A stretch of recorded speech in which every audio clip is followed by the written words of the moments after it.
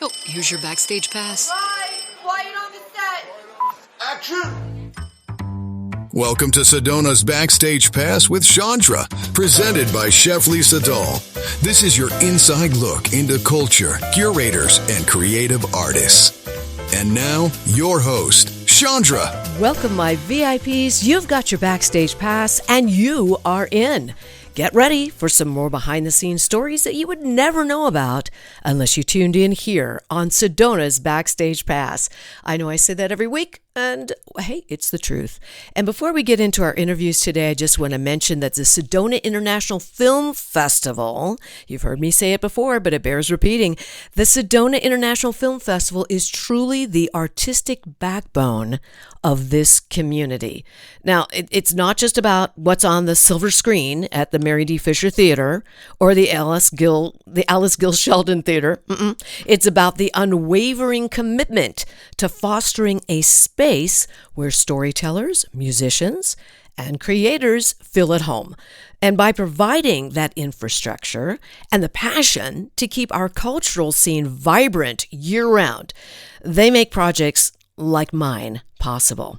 And why I say that is because, like High School Detention, the musical was in there. It was in the International Film Festival, right, in February. But also the In the Living Room music series is at Mary Fisher every other Monday. So that's what I'm talking about. When you support the film festival, you aren't just buying a ticket to a movie or to an event or maybe Movies on the Move, because those are all the summer things that we've got going on. Movies on the Move is awesome. Check out the schedule, because when you support the film festival, you're not just buying a ticket, you're investing in the very heart of Sedona's creative spirit. SedonaFilmFestival.com. That's where you're going to find all the info. And I want to mention Verve Events and Tents. When you're putting together an event, you know that the logistics can be a major headache. But that's where Verve Events and Tents comes in and completely changes the game. They have this incredible ability to take an empty space and turn it into something that feels intentional, beautiful, and perfectly functional. And whether it's their attention to detail and lighting or the seating or those essential structural elements like the tents and all of that, dance floors, their team brings a level of professionalism that is just unmatched in the Verde Valley and Sedona. They are the ones to trust to make sure that when the curtain rises, everything is flawless. And when I say curtain rising, I mean your events, your parties, including holiday parties, weddings, and that peace of mind is priceless. Verve Events and Tents. And finally, Sedona.biz. We are so lucky to live in a town that has its own pulse. And if you want to know what the pulse is on any given day, you need to be checking Sedona.biz, because it's more than just a news site online. It's our local e-zine, a digital hub that truly understands the rhythm of this community of Sedona and also the Verde Valley, from keeping us updated on the local events that matter to sharing stories and articles of the people who make Sedona so unique. They are indispensable. I find myself going over there every single morning to see what's breaking, what's coming up, and what's new. Do yourself a favor and make sure that you visit Sedona.biz regularly, your go-to source for everything local. Sedona.biz. Wow, am I looking forward to this interview. I have with me in the studio a gentleman who's behind the scenes working very diligently. He is the wine director and the chief financial officer, as it is CFO, of the Dahl Restaurant Group. And I'm just so thrilled to have you, David Dimler. Oh my gosh. How are you? Very well, thank you. Thank you, Chandra, for inviting me. Oh, it's so exciting to have you here, because I get to see you every once in a blue moon. You come out of the chief financial officer cave. And here you are, though, right here in front of me. Yes, usually I am the background guy. Yes, you prefer that, right? Actually, I do. You do? Okay, yeah. Good. So I've got to know about what you do. You're also the wine director. This sounds like fun. Oh, interesting position. In fine dining, which we have 3 fine dining restaurants in our group, wine is particularly important, particularly in terms of complementing Lisa Dahl's cuisine. And so that has been really an exciting challenge for me to develop the wine list for these restaurants. Well, I'm excited to find out your background because I want to know how you got to be into wine. I mean, were you like someone who just loved wine and this is something? No, it's entirely accidental, really. I was born in London, England, in the East End.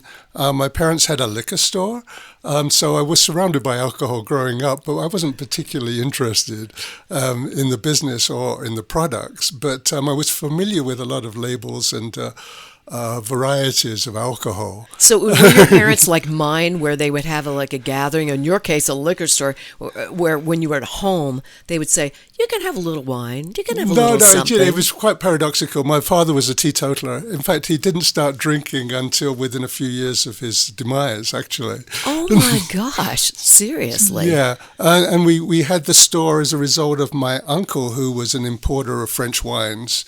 And so I was surrounded by all this stuff growing up, but I wasn't particularly interested, I was more interested in academic things. I had a pretty good education. At that time in England, the government gave grants for students, so I was financed through 2 universities. Wow.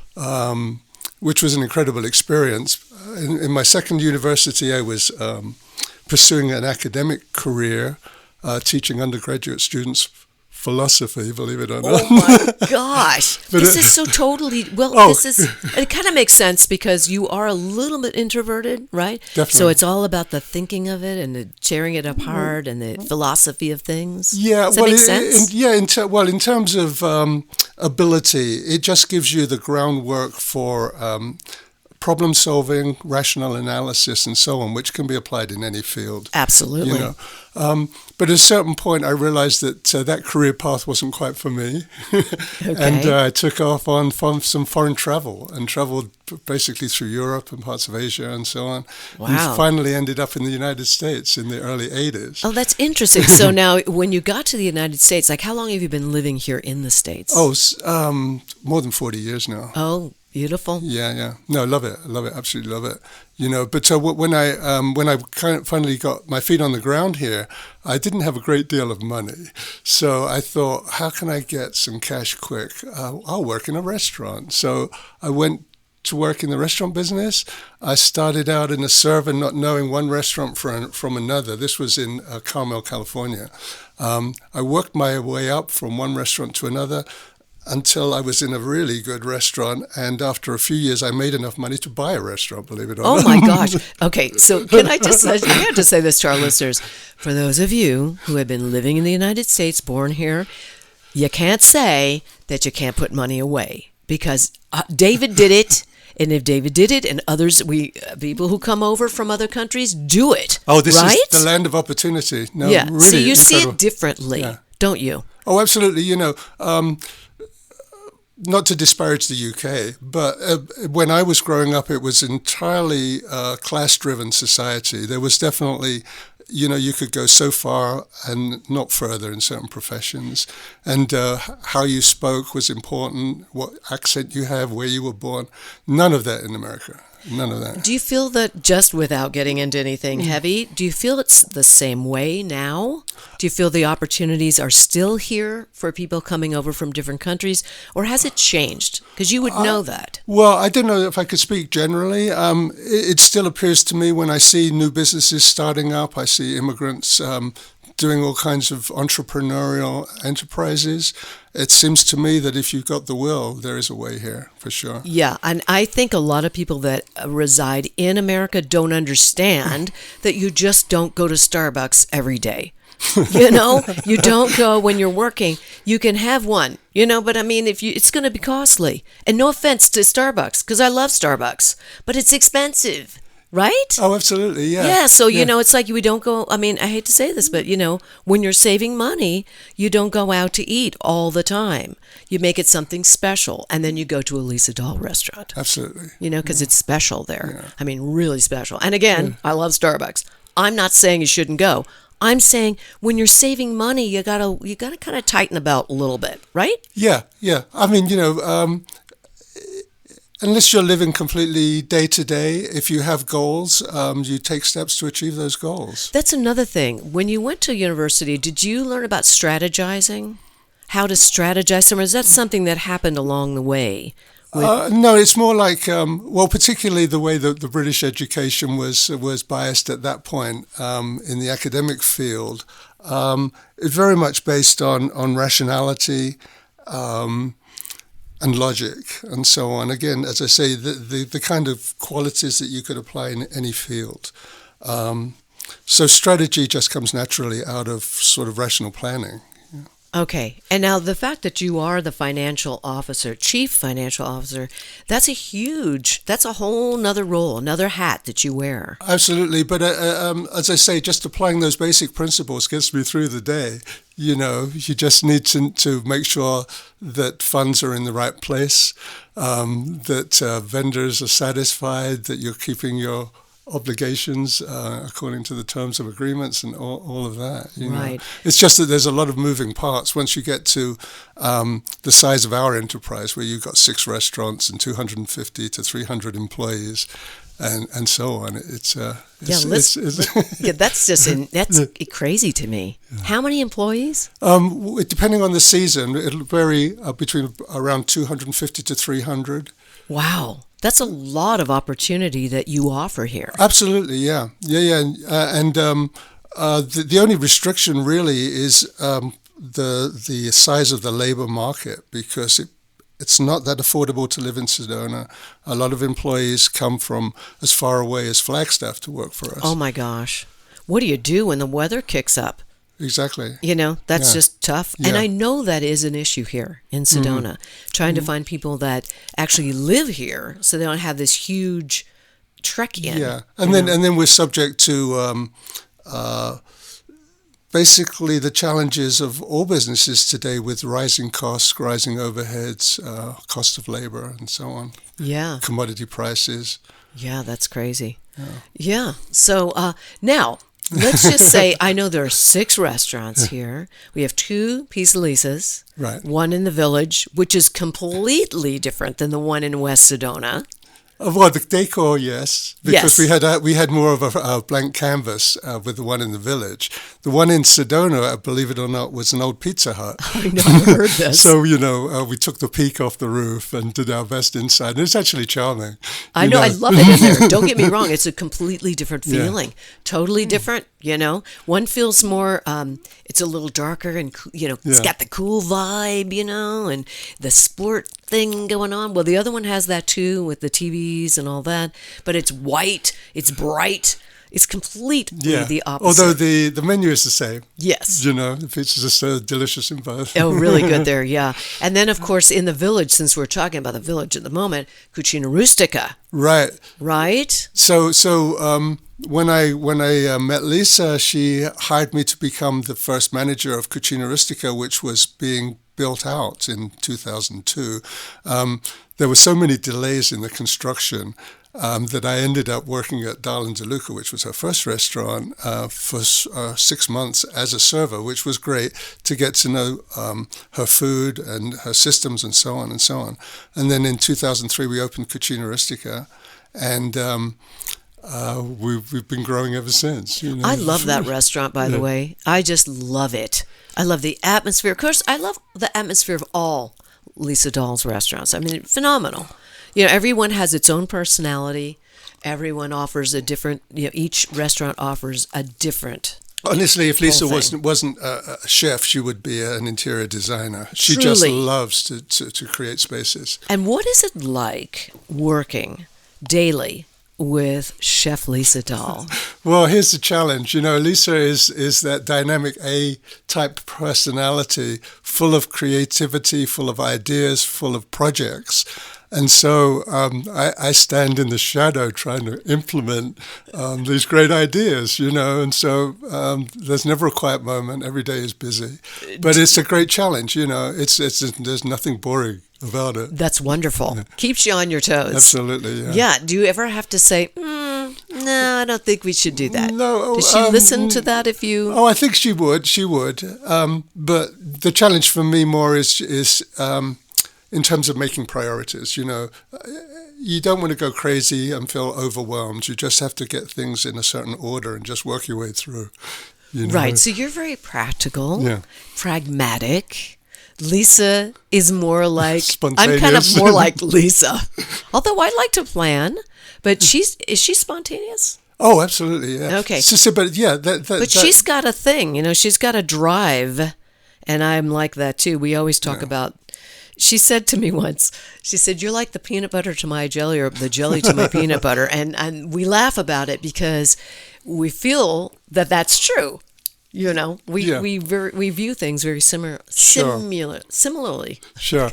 Well, every dynamic organization has a leader like Lisa, or would benefit from a Lisa type leadership.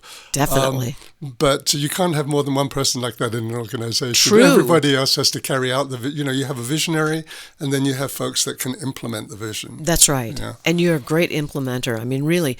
I'm thinking about the fact that now, as of last year, isn't it, that you now have your own label? Oh, yeah. So this year we've taken advantage of an opportunity to privately label our own wines.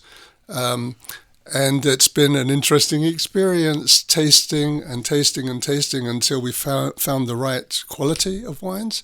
And what we were really looking for is, you might say, love at first bite, love at first taste.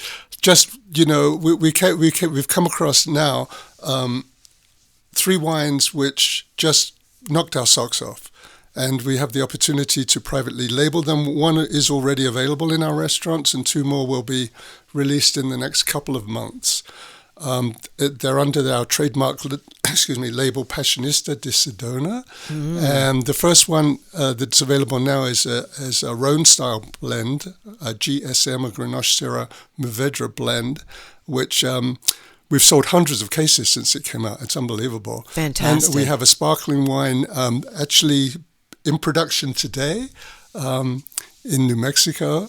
And there's a Sauvignon Blanc also that we'll be releasing in September. How wonderful. Yeah. I know this all came about last year, did it not? You've been working on it for a while. Yeah, the idea has been there for a while, but, we finally got down to it and had some beautiful labels designed. And then it took actually months to select the right wines, It does. Yeah. Did you have fun tasting those wines? Oh, yeah, but, I have to taste wines virtually every week. There's so many wine vendors in the state of Arizona now, and they're very competitive. Fortunately, we live in a great time for wine. Wine quality is excellent. It's a golden age of wine. So there's good value and quality at all price points, and that's been really fun. Over the years, sampling and creating these award-winning wine lists. It's awesome. Yeah. Incredible. There are a lot of wineries here, aren't Yeah. there? Oh, Lots. Yeah. Did you know that the very first winery, we've got a sample of the actual vine over at Page Springs Winery. It was started, do you know who it was started by? I should just ask you. You don't know? It's okay, because a lot of people don't know. But wine started here in Sedona. Did you know that? The whole wine industry started here. No. Yeah. When it was Red Rock Country and not Sedona, because the name came later, simply because they needed a post office. And so it was Sedona's husband. Oh, you're talking about like in the 19th century? Yes. Oh, interesting. Do you know this? Yeah. So it was Sedona's husband, his brother, I believe it was, said, why don't we call the post office Sedona? We'll submit that name. And that's how it became Sedona, because before that was Red Rock Country. That's what it was called. And wine started here in Arizona, right here in Sedona. It was Heinrich Schurman and his wife Doretta. Yeah. And they were from Germany. And he came here, and they started the first wine. Isn't that interesting? It is. They must have been making wine for the miners up in Jerome. Well, I think they were just making wine. They were doing good, and there's quite a story about it.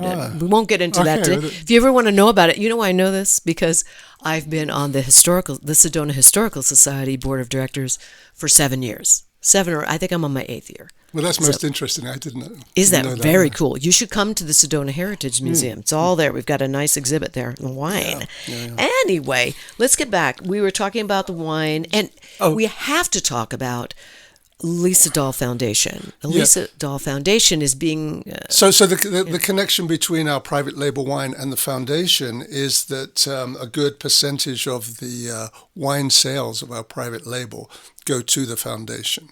And the Lisa Dahl Foundation is dedicated to providing nutritional support for those in need, particularly the indigenous peoples of Arizona. And right now there's a core product called Soup Hope, which is fully nutritional in nutritional value, and will be the product which primarily will spearhead this effort to improve nutrition among those in need. Yes, she's very passionate about it. And I went to the gala. There was a 3-day gala, you guys listening, and some of you listening probably went to it. I ended up going to the first one at Mariposa, the gorgeous Mariposa. Oh, beautiful. And I ended up working the third one at Pisa Lisa. Oh, that's and right. Yes, you were great. Oh, thank you. That was so much fun.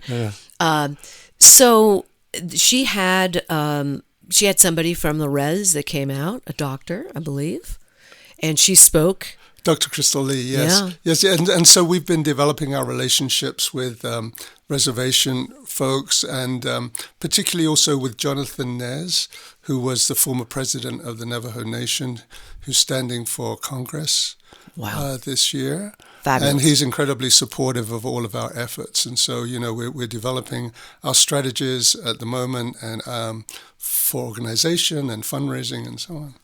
Yeah, so very interesting. But what blew my mind, and this is part of the reason why she's so passionate, is that on the reservations, they are still hauling water. They can't drill their own wells on the land that they own. No, it's mind-blowing to realize that there's still people in this state that don't have electricity. They don't have running water, and opportunities for decent food are very limited in certain areas. Right. So we'd like to make a difference. Yeah, Lisa Dahl Foundation is really passionate about making those opportunities happen. Right. With funding, if you want to be, anybody who wants to be involved in helping out the Lisa Dahl Foundation, please visit lisadahlfoundation.org. lisadahlfoundation.org, correct. Right. Yes, very, very important. Okay, so now let's talk about...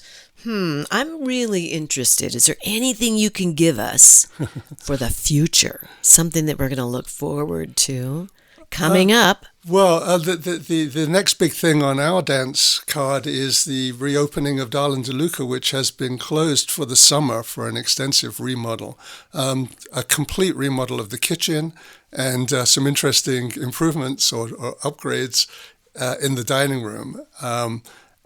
From the wine point of view, I'm planning to introduce a reserve list in addition to the existing award-winning wine list at Dahl and DeLuca. So hopefully when we reopen in early September, we should make quite a splash. Oh my goodness, this is going to be a whole nother thing, isn't it? Whole party. Yeah, and that restaurant is really the core of everything for us. I mean, it's 30 years old. It celebrated its 30th birthday last December, and we call it the mothership. It's from that one business, the other 5 businesses have been born, really. And over the years, it's been very interesting to see generations of families come and visit. People that were with us years and years ago bring their children, and they bring their children, and so it goes on. Yeah, it's lovely, and it becomes part of everyone's family. And special occasions are celebrated. It's so great. It's very gratifying. Yeah, I bet. So I have a question. You were a restaurateur.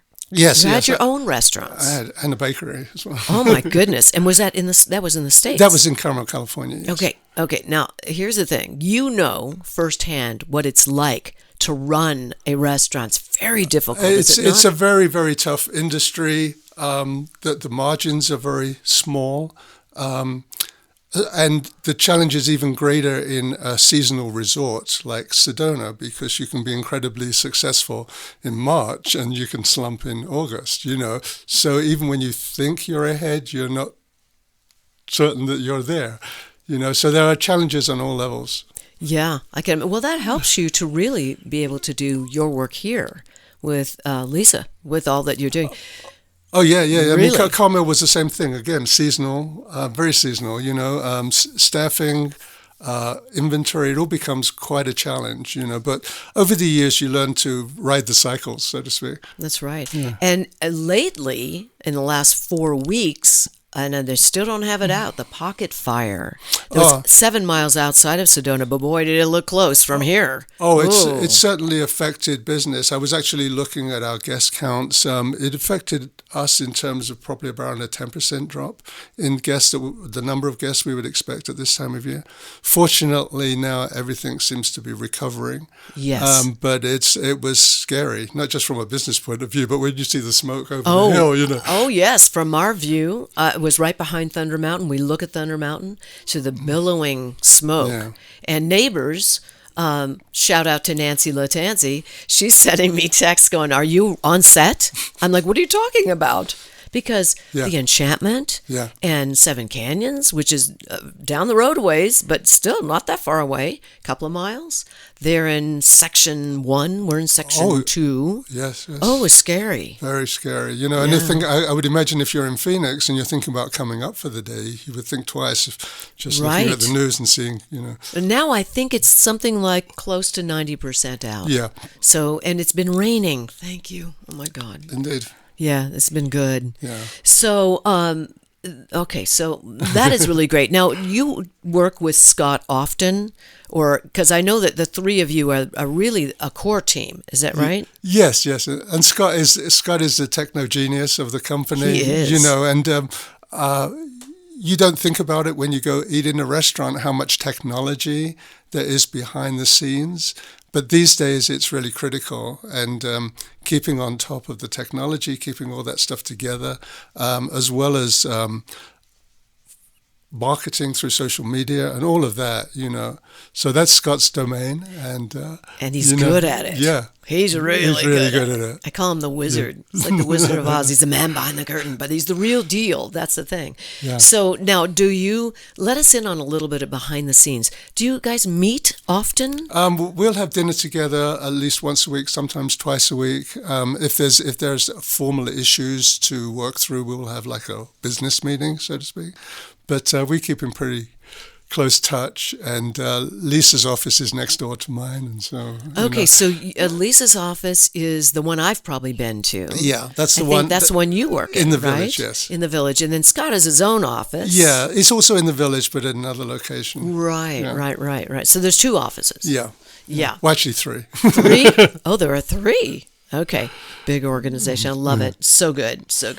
How does it feel to be in, like, when you think about where you came from and all that you did, and now that you're here, is this your dream gig? It's satisfying beyond words, really, because I've achieved the right life-work balance, so to speak, and I have the right disposition to not go crazy with, being overwhelmed with tasks and so on. So, and living in such a beautiful place as Sedona, having my own, house, it's just beautiful. What do you do when you get time out? Do you take time out? Yeah, but it's more like, just enjoying my own space. I mean, I do meditate to a degree, but it's more just enjoying the surroundings, taking my little dog for a walk, and just leading a quiet life. It's very fulfilling. So you actually do have time off? Well, I have my evenings and most of my weekends. Okay, most of your weekends. I'm like, you're in the restaurant business, you have weekends off. Wow. Yeah. Well, because I'm not on the front lines. Right, exactly. Good. I need to learn from you. I need to take some time out from time to time. Do you hike? Yes, I hike, yeah. Yeah. But I let my dog guide me. He tells me when he needs to go out, and we get to the park once or twice a day. And, it's just fun. It's just a lot of fun. Dogs are great, aren't they? Yeah. Because they teach us what real life is all about. Yeah. Which is food and sleep. That's right. And something else in there. Yeah, right. Yeah, that has to happen with the baggies. Well, there we are, hopefully the recyclable type. Well, this has been wonderful. I mean, we're running out of time. Can you believe it? It's gone by just like in a snap. Yeah. Thank you so much for you're being welcome. here. David Dimler. It's been a lot of fun. Wonderful. I'm glad you've enjoyed it. For those of you who are going to all 6 of those Chef Lisa Dahl restaurants, the Dahl Restaurant Group, when you see David, just come up to him and thank him. Thank him for all that he does. He is behind the scenes, but boy, is he busy. And thank you again, David. It's been such a pleasure. Thank you. Enjoyed it. All right, everybody, stay with me. I'll be right back. You can taste it in every bite. For over 30 years, Chef Lisa Dahl has redefined what it means to dine in Sedona, serving soulful and handcrafted cuisine inspired by love, artistry, and community. From the original little kitchen at Dahl and DeLuca to the majestic spirit of Mariposa to the couture flair of Butterfly Burger, every experience is elevated, every ingredient intentional. In every dish, you experience Lisa's lifelong mantra, when you cook, you feed the soul. To learn more about Lisa Dahl and the Dahl restaurants, please visit cheflisadahl.com. When your project demands precision, experience, and trust, turn to Sefton Engineering Consultants. From expert civil engineers to construction management, we deliver real-world solutions that stand the test of time. With over 30 years in the business, Luke Sefton's team is committed to getting your project done right, on time, and on budget. Sefton Engineering Consultants. Reliable, experienced, personal. Learn more at seftonengineeringconsultants.com. Here's more of Backstage Pass with Chandra, brought to you by Chef Lisa Dahl. This is exciting to me. I just want you to know, I'm going to just say it. I'm so excited to have my next guest on. Glenn Scarpelli. If you are here in Sedona or in Arizona, you have to know him. And if around the country, you would remember him as the child actor in One Day at a Time. Oh my God. And so many things he's in. Endless. We're going to talk about all this and more. Thank you, Glenn, so much for being here. Oh my gosh, Chandra, thank you for inviting me. I was so touched. And, I love you. And I just love having every conversation. And how fun is it to be on your podcast? Oh my gosh. It's wonderful to have you here. So thank you. All right, let's dig in, shall we? All right, let's go for it. I want to know something. Okay. How many series were you on? So there's One Day at a Time. Right. There's Sacred, I wrote it down, Sacred Journeys. Sacred Journeys was a pilot for a series that didn't get picked up, but it's still on Amazon. Yeah. Amazon released it as a featurette because it's 45 minutes. Okay. But I actually started my first series. I did a lot of pilots as a kid. I started acting when I was 8. 8. So what are you doing at 8? Begging to be an actor. Oh, yeah. Actually. Everything, anything and everything. How did you did you have an agent right away? So I was very lucky to be born in New York City, Staten Island, New York. So geography played a big role. And I started begging when I was 5 because I went on stage in kindergarten. and I stepped on stage and I was like, I'm home. Yes. So I really loved it. And I said, Mom, I want to be an actor. And my parents were like, wow, that's wonderful. When you're an adult, that would be wonderful. I said, no, I want to do it right now. So it took about 3 years to wear him down. And I became an actor at 8. We met a manager in New York City, Muriel Kahl. She was like some cigarette smoking. This is the characters. These are the characters that Dev and I talk about. We're going to be like 98 and go, well, let's talk about you, kid. Let's talk about you, kid. Yeah. So she was like that? She was so like that, chain smoking at her desk at 888 8th Avenue. And it was so great. Good. Like, you could just see it. But she was very famous. She was very well known in the industry, handling kids, manager, not agent, manager. And she said to me, what's your middle name, kid? And I said, Christopher. She goes, okay, from now on, you're going to be Glenn Christopher. Oh, jeez. And I was like, why? They said, Scarpelli's too ethnic. Uh-huh. And I said, tell that to Sinatra. Oh, did you say that's at 8? At 8. Oh, I love you. I love you. And she said, that's great. She said, well, how can I argue with that? Okay, that is what sealed the deal. That's, I think, what sealed the deal. If that happened to me, like I was a manager, an agent, I go like, get this kid some work. That's all I got to say. Get him some work. He's fabulous. I love him. I was a precocious little 8-year-old, but I was aware, because Chandra, I know like you, just loving the industry, I stepped in even between the ages of 5 and 8 when I really had my eyes set on being an actor and being in show business. I watched all the MGM musicals. I knew the music before my time. I think it was important to know what brought the industry to this spot. Yes. I watched old movies. I watched black and white movies, film noir. I was that kid. Yeah. I great. knew Sinatra and Bobby Darin and she must Billie have fallen Holiday. over. She's like, what? She fell over. And I went on my first audition and I got it. It was a Celeste frozen pizza commercial. And then my second commercial was Prego Italian sauce. So her point was still, well, you're booking, I know you're booking right away, and those were great commercials, but you're still playing Italian. But then I auditioned for Golda, starring Anne Bancroft on Broadway when I was 9. It was my Broadway debut, and I played Menachem Meir, Golda's son, and that really started to really change me as an actor. Did you find that, so you never had any coaching? I did not. Okay, so this was a natural thing. You were that kid. Yeah. Because they're out there. Yeah, yeah, I think I was one of those. Yeah, that's really great. Yeah. And you were surrounded by it because you were in New York, so that was wonderful. When you were in that show, when you made the friendships, because we all know when you're in a show, you make deep friendships. Yes. They don't always continue after the show, unfortunately, but life is moving forward and people get involved with other things, and we understand that.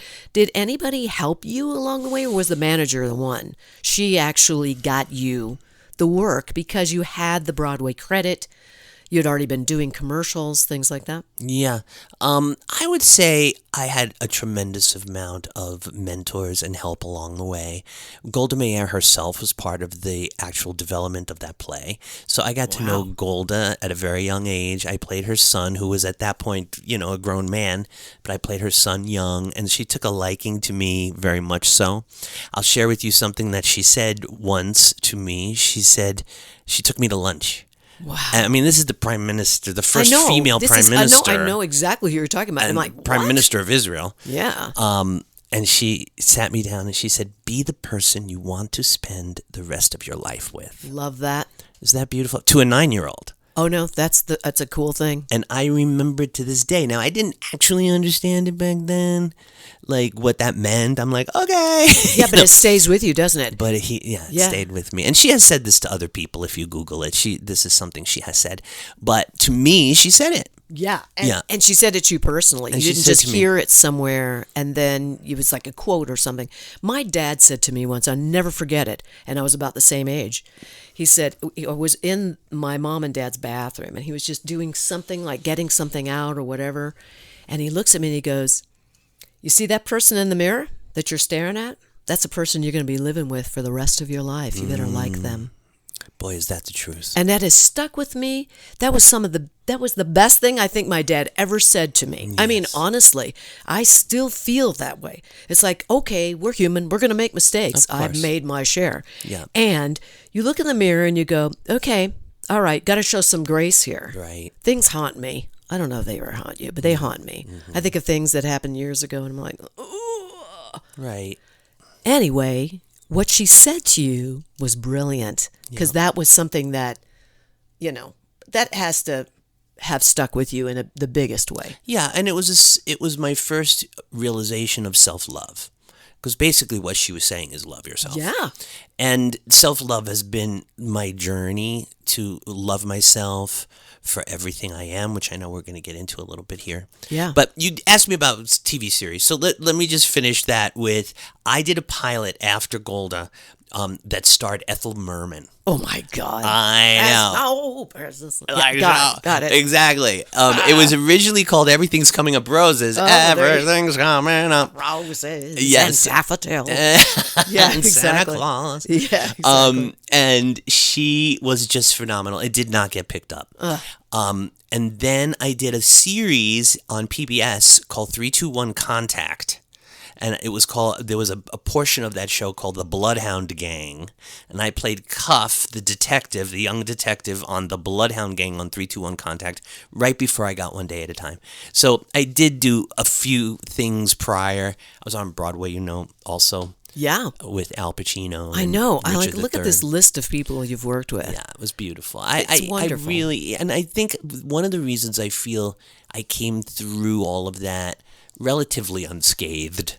Yeah, I wanted to talk to you about that. Uh-huh. Because we have seen, those of us who are not, having not been a child actor, and wanting to maybe, or just watching the shows or whatever, and then of course there's all the rags and everything. First of all, I want to know, how did you deal with that? Did you ever get any weird stuff like in the Enquirer? And what is that like when you see yourself in something that might be a lie and it's going out nationally? Yeah. What's that like? Well, I'll tell you some of the main positive lessons I learned from being a child actor. Okay. That I've taken my whole life and I'm so grateful for.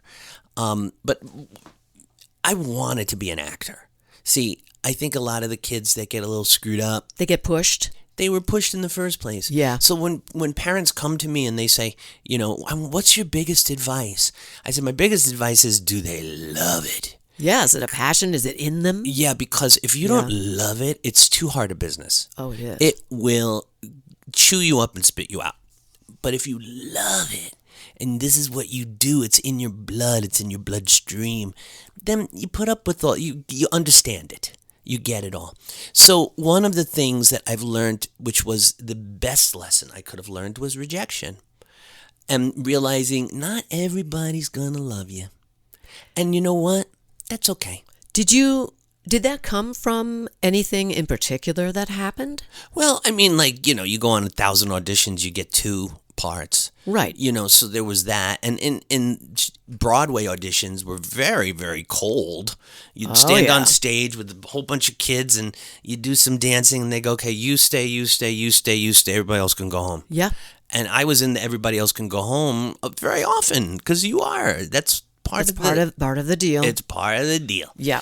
And my mother was really wonderful because she would always say, their loss. And so there was this their loss mentality to everything. And then I'd go on an audition and let it go. Move on, go home, do my homework, go back to school, eat my dinner. So there was this sense of rejection, water off a duck's back, and move on with your day. Yeah, it's good. It was because you know what? That's life. It is. It's not just show business. No, it's life. It's life. And not everybody's going to like you. That was a big one. So you ask about the Enquirer and stuff like that. I mean, I still deal with that stuff, even on social.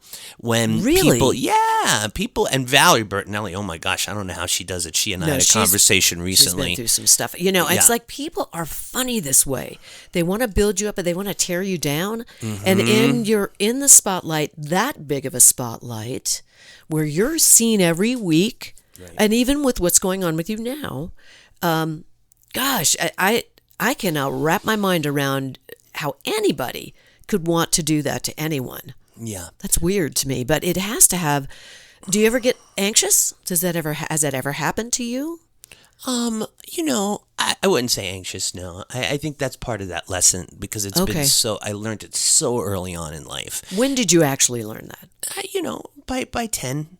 Okay. Yeah, I'd been in the business 2 years. I'd been rejected enough.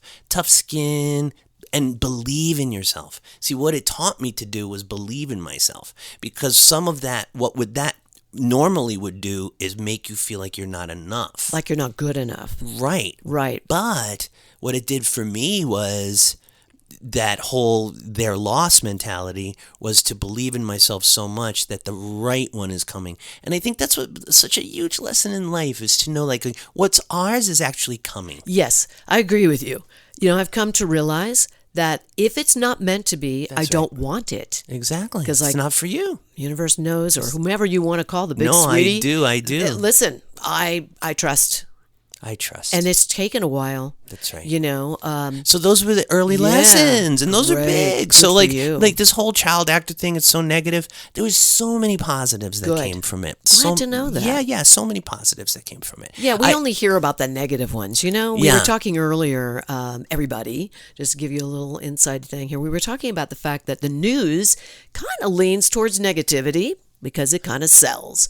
And I think in a situation like this, we always heard all the negative things, not the positive things. What was the most exciting moment? Can you think, like, what was the one that sticks out? Gosh, I have like 3 that popped in my head. Okay. May I share? Yes, I do want you to share them. On Richard III with Al Pacino on Broadway. Richard III with Al Pacino. Okay. That was really? like, That's first of all, awesome. that alone, I mean, I'm an Italian New Yorker, okay? Right. Like, The Godfather is our Bible. So, like, the fact that I can't tell you how many times I had seen The Godfather, even at my age at that time. God. So I was about 12 at this point. And Pacino was very into energy and energy work. So he would, like, as he'd walk on stage, he'd, like, just put his hand on people that he passed. He put his hand on their shoulder and just kind of be quiet and feel energy and so on and so forth. So he would very often come by me and put his hand on my shoulder. And he asked me, like a couple of days before we opened, he said, would you be waiting for me in the wings and would you be the last person that I spend time with before I go on stage? Oh, my God. And how old are you now? I'm 12. 12. Yeah.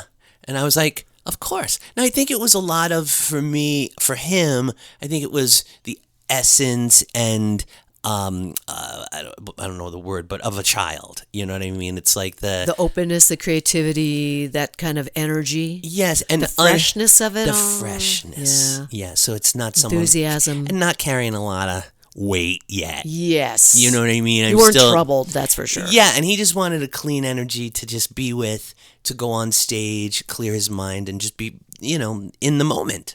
I think children bring you in the moment. So I did that. So the night we opened on Broadway, I'm standing backstage with Al. He has his hand on my shoulder. We're not speaking. It wasn't about words. He was just kind of just feeling some energy, clearing to walk on stage. And that curtain went up and he walked on stage and he said, now is the winter of my discontent. And it was star-studded audience. It was all the critics from New York, Walter Kerr from the New York Times. Like, it was a big freaking deal. Like, Al Pacino is opening on Broadway and I'm sharing this moment with him. How incredible is that? It's really, and Oh even my gosh, at 12, what a I was gift. like, Glenn, remember this moment. yeah. Because this is never going to happen again. Yeah. Good Good for you at that age. Yeah. Yeah. Yeah. So I feel like that was one of my most exciting moments. Oh, yeah. Yeah. I'll say. That goes in the record books for me in my thought process. It just brings a smile to my face. It's so great. Yeah, and there are a few others, but I would say that's my number one. That's fantastic. Yeah.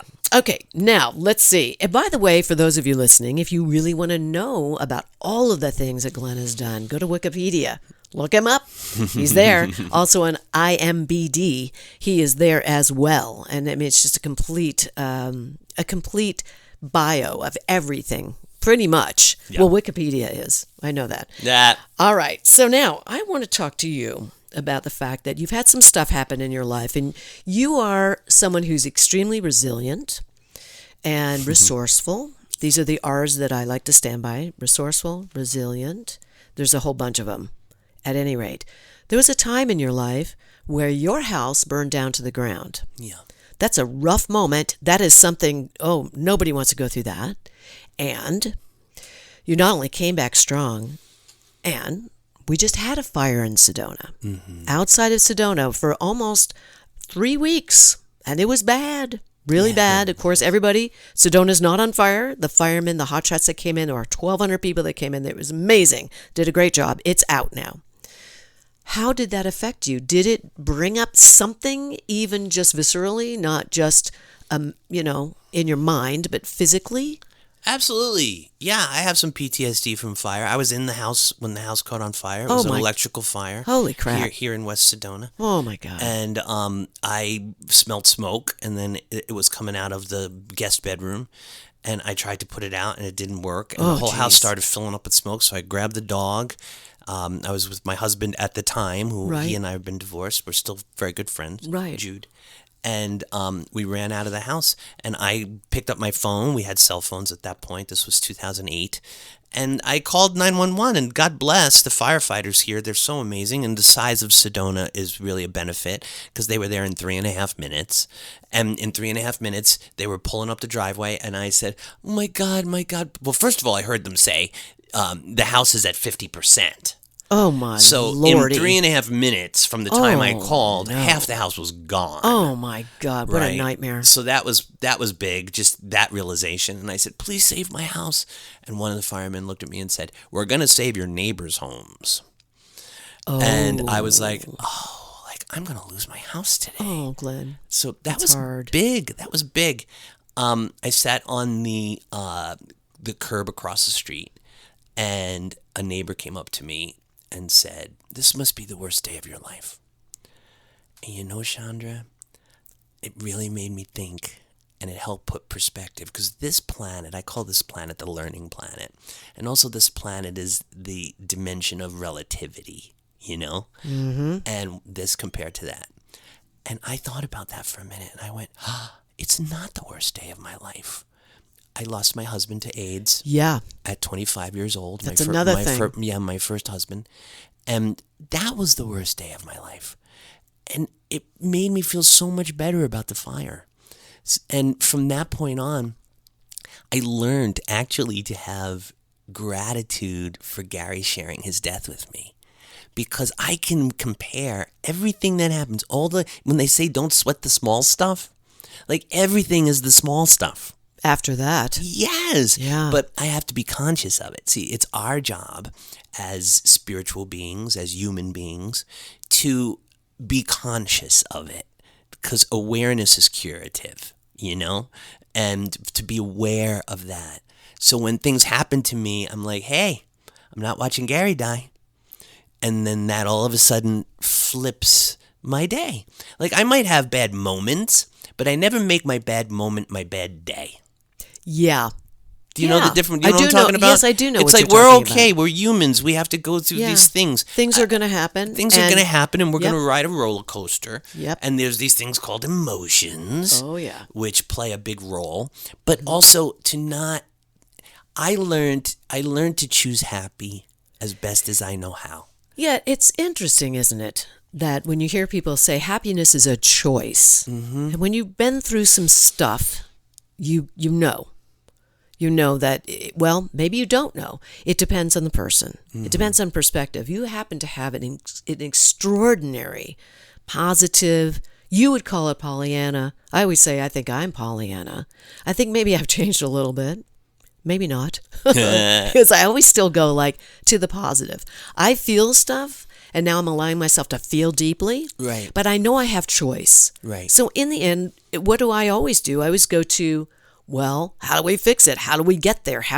What can we do? I'm a MacGyver. Are you a MacGyver? Yes, I was on an episode of MacGyver, I you know. I saw that. I'm like, you were on it. Are you? Are you a MacGyver? I am. Yeah. I'm like the person you come to and you go, all right, No, a fixer. We're going to call that. We're going to do that. My husband John is more of a fixer. He's a Capricorn. He wants to fix everything, and he's a good fixer. Well, so it's good, and it has its down points has its too. downside. You can't No, for fix sure. people, but Right. situations that come up Right. get the resourcefulness of just going, well, how are we going to make this work? Well, let me say a couple things to that. Number one, I think what we have a control of is how we react to everything. Yes. That's the real, anything we have truly control of is how we react to certain situations. We have to let situations be what they are. We can't control other people, other actions, other things. Agreed. But I'm going to back up for a second because I want to give you a couple of steps that led to all of this. I'm 18.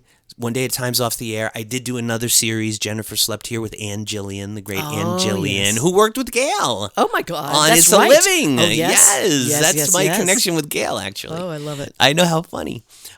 So we, that was done. I was then really questioning whether I wanted to be in that microscope of attention, because I was unscathed, as I said, but I also knew like I don't know, burden or whatever you want to call it, trauma, was that I knew I was gay. And I was in show business where you thought it would be okay to be gay, but in 1986, it was not. It was not okay. I just talked No. about this to a few other people, and I remember that. I remember. Yeah. Okay. It wasn't right yet. No. Because it could ruin your career. It could ruin your career. It really Yeah. could at that point. So, and AIDS was just coming into Oh, play, yeah. which was a big deal.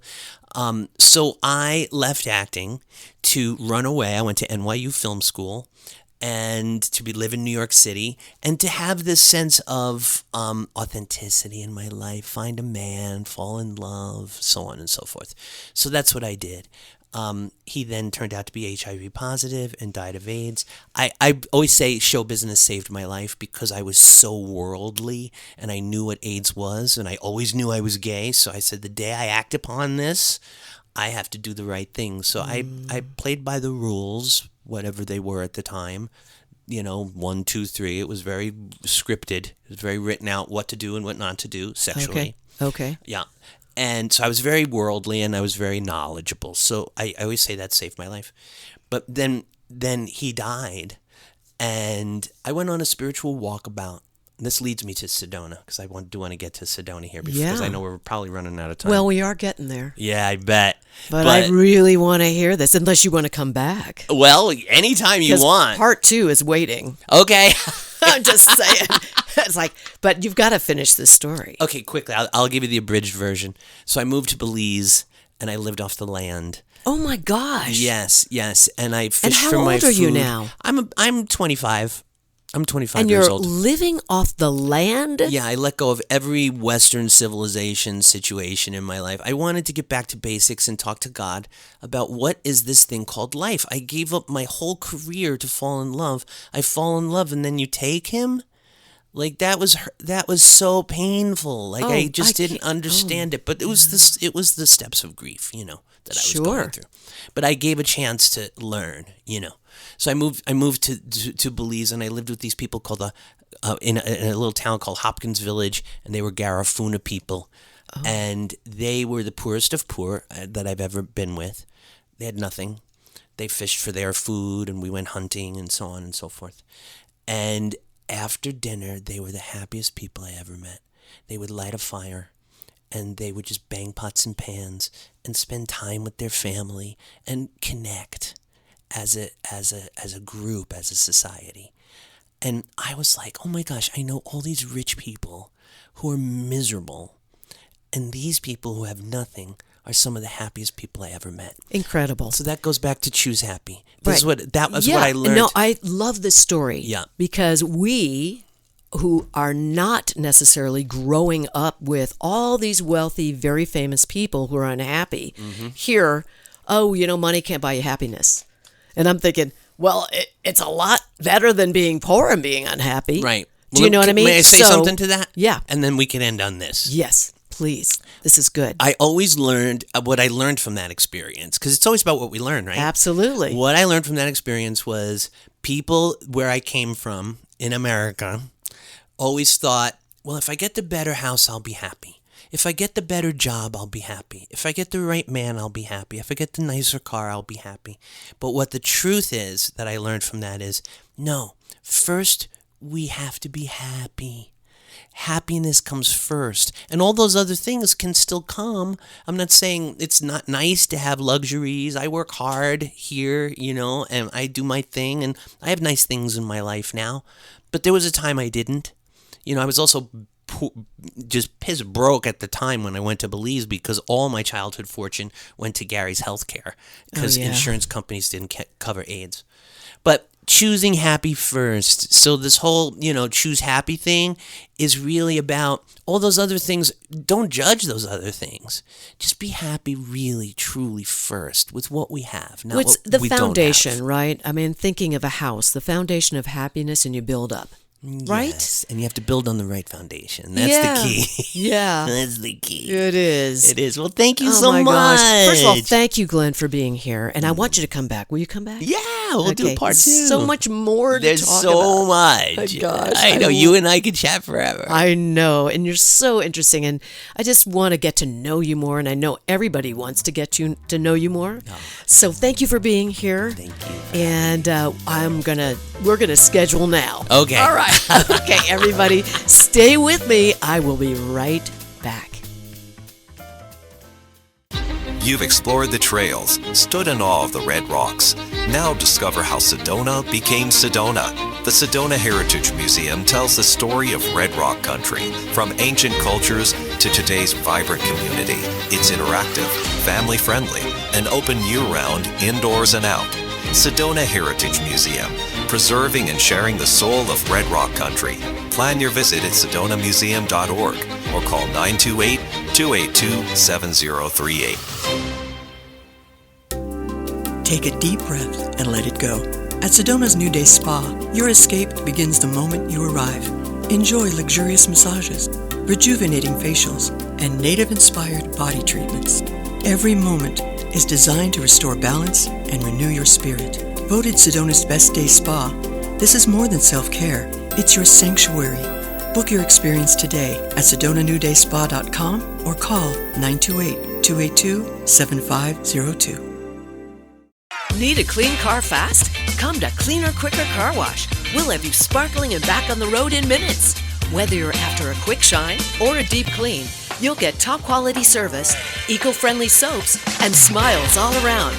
Drive up, shine up, and feel good, all without slowing down your day. And look like a star in your car. Located in West Sedona on Highway 89A. For more information, visit cleanerquickercarwash.com. Here's more of Backstage Pass with Chandra, brought to you by Chef Lisa Dahl. I hope you enjoyed this show as much as I did. This was a lot of fun. Of course, I always enjoy my shows, so what am I saying? You know, I always enjoy my... Oh, do you hear that? That means one thing. It is time for my shameless Chandra spot. You know, I've had a lot of you reach out recently to ask me about the energy behind Sedona's Backstage Pass. And I want to take a quick minute to pull back the curtain on where this show comes to life. You know, producing this podcast right here in my own studio has been such a journey of discovery for me. I mean, really, it's just me, my gear, and also some of the most brilliant, creative souls I have ever met. Because it's not about the equipment. It's not about all the tech stuff that makes this show what it is. It's the people. My guests are incredible. Every time I sit down with one of my guests, I am constantly humbled by their personal stories, their vulnerability, and the incredible art that they bring to the world, whatever that may be. And being able to create this space, a place where we can just sit, be real, and share our human connection, that's truly a highlight. It really is, for me. We don't talk a lot out in the world. I don't find that to be true. This is one of those moments where we can actually have a conversation and openly. I'm just so deeply grateful for every single artist who trusts me with their stories and brings their beautiful, authentic selves into this studio of mine.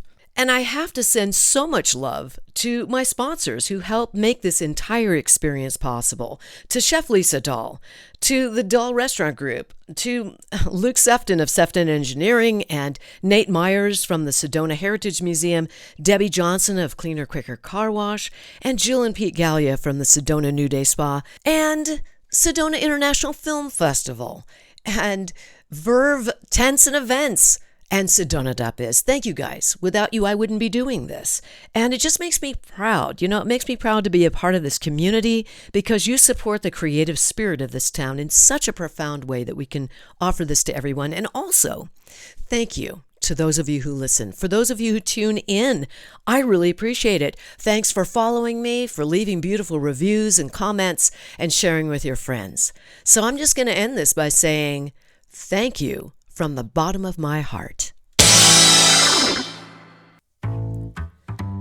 Well, I have thanked my sponsors already, but I'll mention them again. Sedona Heritage Museum, Sefton Engineering, Cleaner Quicker Car Wash, Sedona New Day Spa, Sedona.biz, and my presenting sponsor, the Dahl Restaurant Group, and Chef Lisa Dahl. Thank you guys so much. And again, for those of you listening, get your VIP pass out the next time you come to this show. That's right, we're here, Sedona's Backstage Pass. You'll find us on everything: Apple Podcasts, Spotify, iHeartRadio, Pandora Radio, and YouTube. Thank you guys, and I will see you the next time. And in the meantime, take care and enjoy.